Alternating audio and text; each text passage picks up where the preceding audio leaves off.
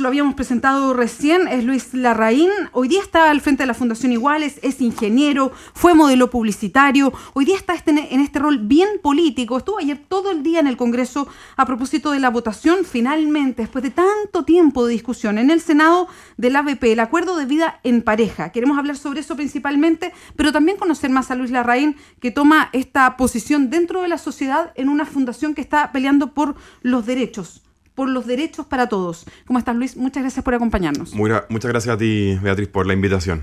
Bueno, ayer todo el día en el Congreso. ¿Qué pasó? ¿Con qué sensación te quedaste después de la votación en el Senado del ABP? Mira, nos quedamos con una sensación positiva porque hubo 28 votos a favor y solamente 6 en contra y 2 abstenciones.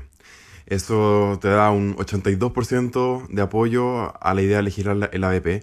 Creo que se condice con, más o menos, con el apoyo popular que tiene el ABP, porque creo que la mayoría de la gente ya se da cuenta de que hay una necesidad urgente, que hay parejas que están desprotegidas, que están muy vulnerables frente a, por ejemplo, enfermedades, a la muerte, y es necesario regular esas familias que ya existen hace mucho tiempo.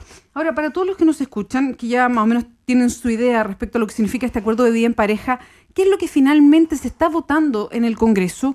Porque ha sufrido algunos cambios o ha experimentado cambios que es el trámite casi propio de las leyes al interior del Congreso. Sí, bueno, ayer hay que aclarar que se votó solamente la idea de legislar. Sí. Todavía falta que vuelva a la comisión y se apruebe posteriormente el proyecto en detalle, en particular, para pasar posteriormente a la Cámara de Diputados. Así que ahora, faltan hartos trámites todavía. Sí, es una figura rara esto de aprobar la idea de legislar. Sí, lo que pasa es que se hacen todos los proyectos de ley. En este tipo de proyectos que son más polémicos, efectivamente la votación en general, que se llama, o sea, la idea de legislar, ya tiene una significación. O sea, significa algo que el Senado decida que sí es necesario legislar con respecto a ese tema. Así que creo que es un signo positivo.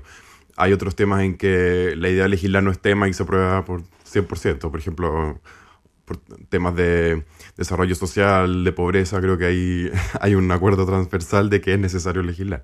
También este tema es un poquito más complicado, pero vimos con esta votación aplastante que en realidad ya la sociedad chilena entiende que es un tema necesario. Y con respecto al proyecto de ley en sí, es un proyecto que ha cambiado mucho en estos 2 años de tramitación. A través de las indicaciones que desde la sociedad civil hemos trabajado en conjunto con algunos senadores, especialmente Soledad Alvear, hoy día es un proyecto mucho más robusto. Por ejemplo, cambia el estado civil de los contratantes. Antes las personas seguían siendo solteras, por lo cual para nosotros era realmente un fraude. O sea, cómo tú vas a encontrar un vínculo legal que se llama ABP y vas a seguir siendo soltero. No puede ser.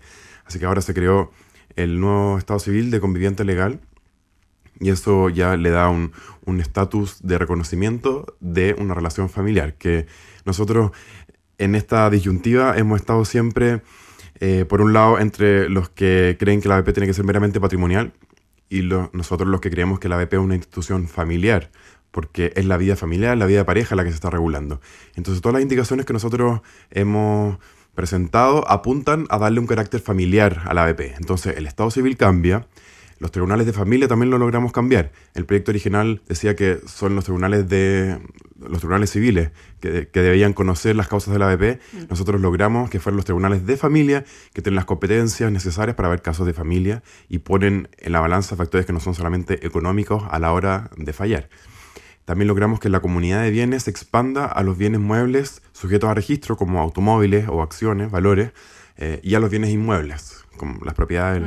Entonces, es una comunidad de bienes mucho más robusta y que a través de todas esas indicaciones vamos creando una institución, como te decía, más familiar, más digna, finalmente. Dentro de la votación, si uno analiza, pues se puede ver en senado.cl, está la votación de cada uno de los senadores.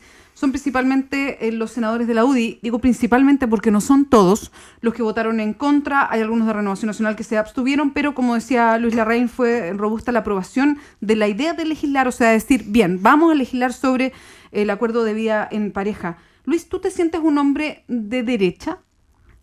No, Beatriz, la verdad es que quizás hace 10 años tengo que confesar que sí me sentí alguien de derecha, principalmente por mi herencia familiar. Creo que uno siempre viene con esa marca desde donde viene.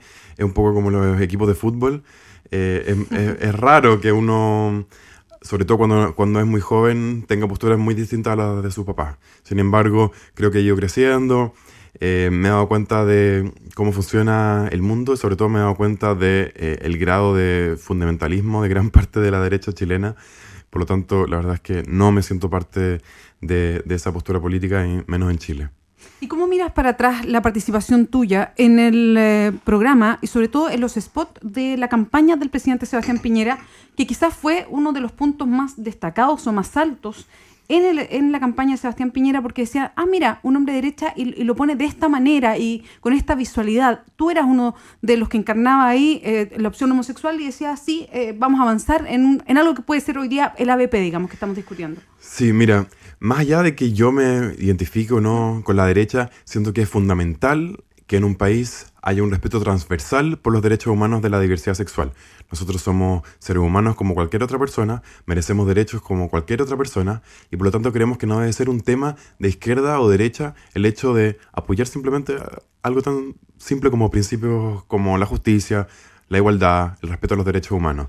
Entonces, también mirando los países a los cuales queremos parecernos, uno ve que también hay un apoyo transversal. Por ejemplo, en Canadá, en Suecia, en Holanda, que son países realmente progresistas, avanzados, tú no ves que este sea un tema de la izquierda. Es un tema finalmente transversal de la sociedad, que incluso algunos gobiernos de derecha han impulsado, como es el caso del Reino Unido ahora con David Cameron. Lo mismo ocurrió en otros países de Europa. Entonces me parece que es muy importante que nadie se sienta con el monopolio de la diversidad sexual. Es cierto que en Chile, sobre todo en los últimos 20 años, ha sido principalmente la izquierda la que ha tenido un discurso mucho más progresista. Y eso se agradece y eso nos permite también tener ahora por primera vez una presidenta de la República que está a favor del matrimonio igualitario, más encima electa con una amplia mayoría en ambas cámaras. Pero también hay que recordar que en los 20 años que estuvo la Concertación no avanzamos mucho en este tema. Entonces creo que es importante que el presidente Piñera haya tomado esta actitud un poco más abierta, y finalmente hay que reconocer también que por eso fue electo. Chile no es un país que tenga una mayoría de derecha, pero la única opción de que la derecha llegue al poder es con un presidente que se tire más hacia el centro, que convoque a sectores mucho más amplios que RN y la UDI. Finalmente eso es lo que ocurrió el 2009 y eso es lo opuesto a lo que sucedió ahora el 2013 con Evelyn Matei. Estamos conversando con Luis Larraín aquí en ADN Hoy, lo estamos conociendo más. Está al frente de la Fundación Iguales, le toca un rol político importante. Ayer todo el día en el Congreso a propósito de la votación del ABP. Luis, ¿tuvo algún costo personal el aparecer en ese spot del presidente Sebastián Piñera? Claro, en ese momento te conocimos harto y se siguió tu historia, pero ¿tuvo costos personales? Mira, la balanza es sin duda positiva. Creo que, como te decía, ha permitido transversalizar el tema, porque antiguamente la derecha, bueno, todavía lo tiene en gran parte, pero ayer vimos, por ejemplo, que la mitad de la derecha sí votó a favor de la idea de legislar, la otra mitad votó en contra. Creo que hace quizás 5 años no habría sido así, quizás la derecha habría votado en bloque en contra de una iniciativa como el ABP. Entonces, yo recuerdo expresiones como la del senador Coloma que decía, uniones civiles del mismo sexo, eso es un invento de la izquierda, ¿qué es eso? Recuerdo al entonces senador Longueira decir, el año 2005, votar por Bachelet es votar por los homosexuales. Son frases súper duras, creo que hoy día no se repetirían. Y eso es gracias también a esa transversalización. Entonces estoy muy contento de haber trabajado en esa franja. Ahora, en cuanto a los costos, creo que sí ha tenido algunos costos para mí, sobre todo en términos de prejuicio. Mucha gente me ha dicho que yo estoy avalando casi que el fascismo o expresiones así bien duras. Y también me ha traído problemas con activistas de la diversidad sexual más históricos, radicales. Podemos encontrar distintos adjetivos, hay distintos matices, incluso algunos son quizás un poco fundamentalistas, que consideran que haber trabajado con un presidente de derecha es simplemente venderse al sistema y que ya el colmo del no sé, mercantilismo de la causa. Yo claramente discrepo. Nosotros en la Fundación Iguales trabajamos con todos los partidos, con todos los sectores. Creemos que este debe ser un tema, como te decía, y como lo repito, transversal de la sociedad y no el monopolio de un sector. Hay gente que piensa que haciendo un coloquio en la Escuela de Antropología va a cambiar Chile. No es así. Chile se cambia yendo a la radio ADN, yendo al matinal, yendo a conversar con los parlamentarios de RN, de la UDI, los que más les cuesta. Nosotros en Iguales siempre hablamos y decimos que tenemos que hablarles a los no convencidos. A los convencidos ya no, ya están a favor de nuestros derechos, ya nos respetan. Pero los no convencidos, quizás esas personas que no están tan familiarizadas con la causa, pero que quizás tienen algún vecino, vecina, sobrino que es gay, lesbiana o trans. Creo que a través de ese discurso más cercano, más inclusivo, quizás son personas de derecha, por ejemplo, creo que se puede ir cambiando el país lentamente y eso es lo que estamos tratando de hacer. Luis Larraín está al frente de la Fundación Iguales, así que tiene clarita este tema político que dice, dentro de las mismas organizaciones que defienden los derechos por orientación sexual, también hay opiniones bien distintas, recién lo detallaba. Luis, tú además tienes un problema crónico renal y de hecho en algún momento de tu vida te estuviste dializando 3 veces a la semana. ¿Qué pasó hoy día con esa situación? Sí, mira, me dialicé entre 2007 y 2010 hasta que finalmente me llegó un riñón de la lista nacional. O sea, fuiste trasplantado. Fui trasplantado en mayo del año 2010, hace ya casi 4 años. Eso me significó un mejoramiento en mi calidad de vida muy importante, porque dejar de ir 3 veces a la semana durante 5 horas a la clínica, al centro de diálisis, la verdad es que es un alivio y una mejora increíble en la calidad de vida. La cantidad de restricciones alimentarias en esa época era terrible, o sea, realmente podía comer muy pocas cosas, tenía que restringir mucho lo que tomaba, no podía salir de Chile, eran tiempos difíciles. Lamentablemente el trasplante, si bien ha mejorado mi calidad de vida, no ha funcionado de manera óptima. Ya desde un principio quedé en niveles que son aceptables pero no óptimos, y luego a los 10 meses del trasplante tuve un rechazo, lo cual hizo empeorar mucho mis niveles. Ahí se ha tratado de controlar, y hoy en día estoy con un nivel que está estable, pero es un nivel bastante malo, de hecho tan malo que ya me permite estar en el umbral para entrar nuevamente a la lista de espera por un segundo trasplante. ¿Qué te pasó? ¿Fue una enfermedad? Es una enfermedad genética que se llama poliquistosis renal. Es bastante común la enfermedad, pero lo que no es común es que se desarrolle tanto a una edad tan temprana. En mi familia hay otras personas que la tienen, pero que no se les ha desarrollado y que de hecho tienen una vida completamente normal. ¿Y puedes compatibilizar todo lo que estás haciendo? Porque yo le decía a Luis, bueno, te mantienes bastante bien, pese a que está en la lista de trasplante, y dice, bueno, es un esfuerzo porque no necesariamente se siente tan bien. Hoy día tienes alta exposición pública, de hecho, estás permanentemente siendo entrevistado, estás aquí mismo en ADN. ¿Puedes compatibilizar todos los roles, el político y lo que pasa con tu enfermedad? Mira, a veces me cuesta, tengo que reconocerlo, sobre todo por un tema físico. Mi cuerpo necesita más descanso, más horas de sueño, y a veces con estas entrevistas temprano en la mañana o tarde en la noche, por ejemplo, en un noticiario nocturno, la verdad es que el cuerpo se resiente un poco. Pero yo soy súper cuidadoso, súper responsable. Si puedo un día levantarme más tarde, lo hago. El fin de semana trato de dormir harto. La verdad es que uno aprende a cuidarse. Y lo otro que es importante, creo, es que en un minuto de tu vida tú te das cuenta que tienes 2 opciones. O que la enfermedad se transforme en un yugo que te esclavice, que tu vida sea la enfermedad finalmente. O tratar de tener una vida lo más parecida posible a la vida que te gustaría tener. Y yo he tomado ese segundo camino, porque cuando estaba en diálisis también vi a mucha gente que, casi por razones psicológicas más que físicas, no lograban salir adelante en la vida, no lograban tener un trabajo, tener independencia. Entonces, yo tomé una decisión en algún minuto de que, a pesar de que me costara, tenía que hacer el esfuerzo para tener la vida que yo quería tener, sacrificarme, cumplir mis sueños, y por eso estuve 2 años estudiando afuera, por eso estoy ahora trabajando en la fundación full time, y espero que a lo largo de mi vida poder compatibilizar esas 2 cosas. Yo confío también en la medicina. Hace quizás 40 años no me habría podido dializar ni trasplantar porque no existía esa tecnología en Chile. Espero que quizás en 20 años más existan riñones artificiales, riñones desarrollados a través de células madre. ¿Quién sabe lo que va a pasar? Así que creo que hay que tener esperanza de que las cosas van a ir mejorando. Seguimos conversando acá en ADN Hoy con Luis Larraín, es hoy día presidente de la Fundación Iguales.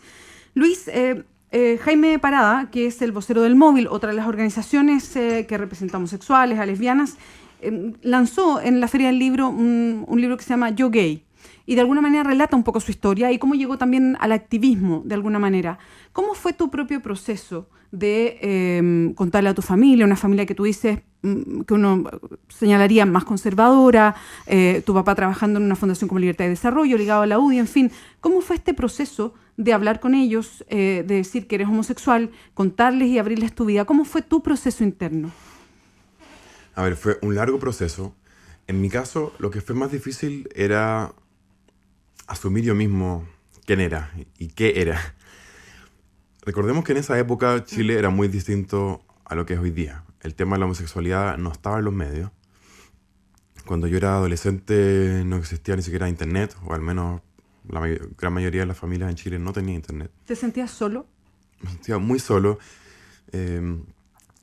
Algo que quizás los jóvenes de ahora les cueste más entender, pero en nuestra época, creo que con todos mis amigos lo hemos conversado, todos sentíamos que éramos los únicos gays casi del mundo, o al menos de Chile. Entonces, esa sensación es muy terrible. En mi caso, como no conocía ningún gay, no tenía ninguna referencia, ningún testimonio o modelo, yo ni siquiera me consideraba a mí mismo gay, no usaba esa palabra. Que puede parecer muy contradictorio, pero la verdad es que cuando uno no tiene un referente, es muy difícil que uno se pueda identificar con eso. Muy difícil que uno pueda decir, sí, soy esto, si uno no sabe lo que es esto y no conoce a nadie que sea así.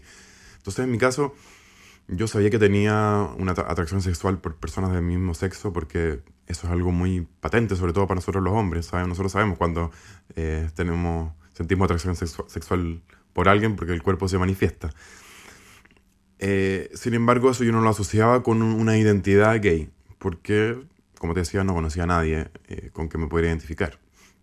Entonces tuve mucho tiempo, toda mi adolescencia, juventud temprana, con esta disociación entre lo sexual y lo afectivo, que creo que me trajo muchos problemas, porque mi ser estaba totalmente disociado. Por un lado, yo sabía que tenía una atracción sexual hacia personas de mi mismo sexo. Por otro lado, yo pretendía tener una polola y casarme, que era el modelo que yo veía en la sociedad. Era o casarse o ser cura. La verdad es que no conocía otra opción. Entonces estuve luchando contra eso mucho tiempo, hasta que afortunadamente pude salir un poco de la burbuja en que vivía. Yo realmente vivía en una burbuja muy chica, en un barrio muy cerrado, con poca diversidad.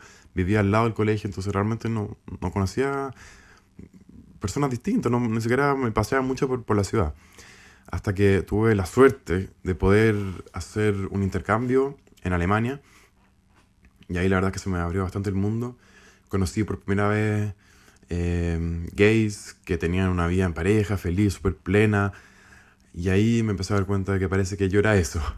Pero qué terrible que haya tenido que salir a otro país para darme cuenta de lo que era. Y pienso también cuánta gente tiene la oportunidad de hacer eso. O sea, probablemente la gran mayoría de los chilenos no tienen la oportunidad de hacer un intercambio en Europa. Entonces, todo esto me motiva a crear iniciativas como jovenconfundido.com, que es un blog para adolescentes que están con confusión en cuanto a su identidad sexual.